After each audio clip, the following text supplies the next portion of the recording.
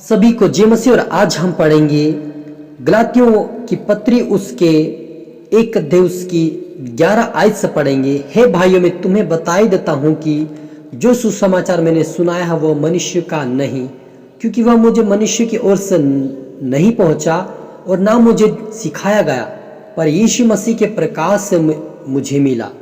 यहूदी मत में जो पहले मेरा चाल चलन था उसके विषय तुम सुन चुके हो कि मैं परमेश्वर की कलीसिया को बहुत ही सताता और नष्ट करता था।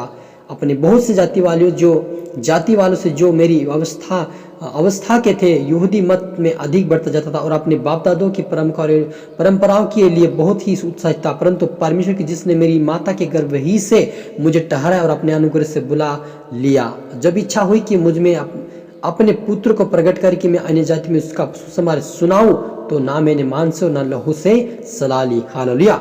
हम प्रार्थना करें।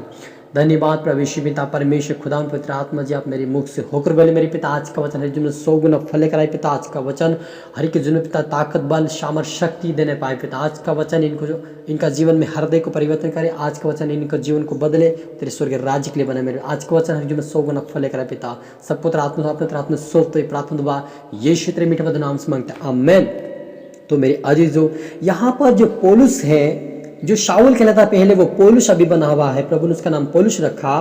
तो वो पौलुस कहता है कि जो मैंने सुसमाचार आपको सुनाया है वो मनुष्य की ओर से नहीं है और ना मुझे मनुष्य की ओर से ये शिक्षा मुझे पाई और ना मुझे कोई सिखाएगा, लेकिन मुझे प्रभु यीशु मसीह के प्रकाशन से मिला है। हालेलुया।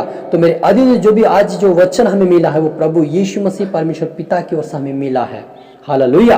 तो हमें उसके ऊपर विश्वास करना है, क्योंकि जब पौलुस जब संसारिक रीति पर था, जब हम प्रेरितों के काम 9 अध्याय के अंदर जब पढ़ते हैं तो वहां पर 4-5 में लिखा है, 4-5 के आयत में लिखा है कि जब वो संसार का जीवन जी रहा था तब वो यीशु मसीह का विरोधी था और इतना विरोध करता था कि उसकी जो परंपरा थी, जो उनकी व्यवस्था थी उसके ऊपर वो चलता था। और जो कोई उसके गांव में जो कोई प्रभु यीशु मसीह को मानते थे उनको वो मारपीट करता था और उनको घबराता था, उनको भगाता था। लेकिन समय ऐसा आया कि यीशु मसीह ने उसे दर्शन देकर कहा कि तू मुझे क्यों, है शाऊल तू मुझे क्यों सताता है। और शाऊल कहा कि आप कौन है। उन्होंने कहा मैं यीशु नासरी हूँ। और वहां से यीशु मसीह के ऊपर पौलुस का जीवन हृदय परिवर्तन हुआ और वे प्रभु यीशु मसीह के ऊपर विश्वास किया मेरे अजीजों। और वहां से अब ये प्रेरित बन गया है, ये प्रेरित बना। और प्रेरित बनने के बाद वो कहता है कि ये प्रकाशन मुझे प्रभु यीशु मसीह की ओर से मिला है। और कहता है वो कहता है कि परंतु कहता है कि जब इच्छा हुई कि मैं मुझ में अपने पुत्र को प्रकट करूं कि मैं अन्य जातियों में उसका सुसमाचार सुनाऊं, तो ना मैंने मांस ना लहू से सलाह ली। हालेलुया। वो कहता है कि जब मैं प्रभु यीशु मसीह का अपने जीवन में प्रकट करूं, यानी कि वो कहता है कि मैं प्रभु यीशु मसीह का जो प्रकाश जो मुझे दिया गया उसको मैं अपने जीवन में प्रकट करूं और अपने जीवन से लोगों को अगर सुसमाचार सुनाऊं। और जब मैं सुनाने के लिए गया लोगों के बीच में, तो ना मैं लहू से ना मांस से मैंने सलाह ली, लेकिन क्या किया उन्होंने प्रभु यीशु मसीह शिक्षा को पूरा किया मेरे अजीजों।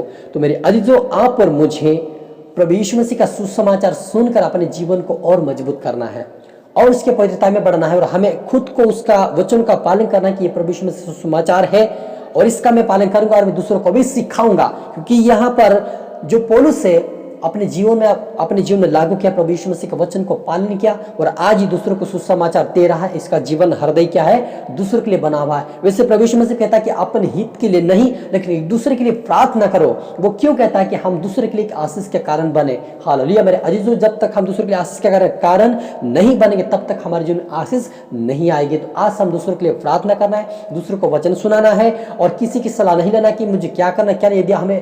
यदि आपको प्रभु उत्साहित करा कि आप मेरी सेवा करें, आप मेरे प्रेरित बने, आप मेरे सुसमाचार सुनाएं, आपको यदि प्रभु आपके आत्मा में आपके मनों में यदि ऐसे विचार या ख्याल आपको परमेश्वर दे रहा है, तो आप किसी की ना सुने, लेकिन आप बाइबल ट्रेनिंग जाए और आप सुसमाचार सुनकर लोगों के बीच में सुसमाचार सुनाए, तो प्रभु आपको आशीष देगा।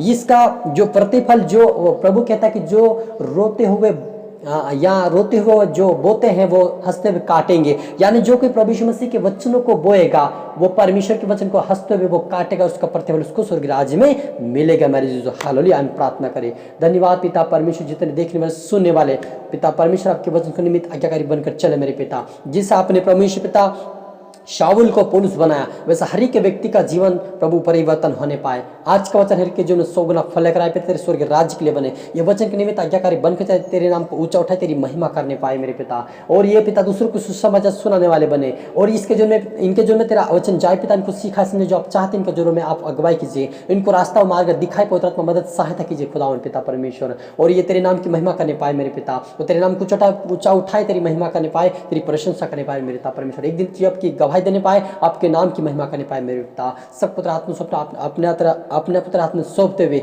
ये प्रार्थना तो भाई यीशु तेरे मीठे मधुर नाम से मांगता, आमेन।